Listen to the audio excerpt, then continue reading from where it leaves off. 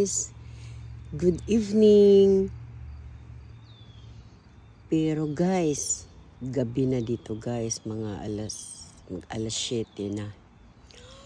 Pero tingnan nyo guys, maliwanag na maliwanag. Maliwanag talaga guys, tingnan mo.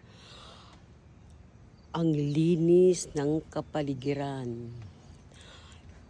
Walang mga dumadaan. Walang matsikahan. Hindi tayo pwede makachika-chika. Walang mamaritisan. Guys, kasi tingnan nyo. Ang mga tao dito guys nasa loob. Kasi Sunday ngayon, ang mga tao nasa loob ng bahay. Dito maganda, pinakamaganda na lugar dito banda sa amin guys. Yan nyo guys, oh.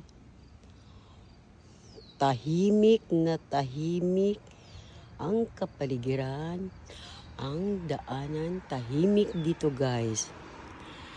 Tahimik na tahimik ang mga tao dito guys. Dito sa amin, tahimik. Kaya guys, maganda dito manirahan sa bandang kalupaan ng Canada. Happy lang ako guys. Nag-video lang para may pang-reels, may pang-upload na guys, diba?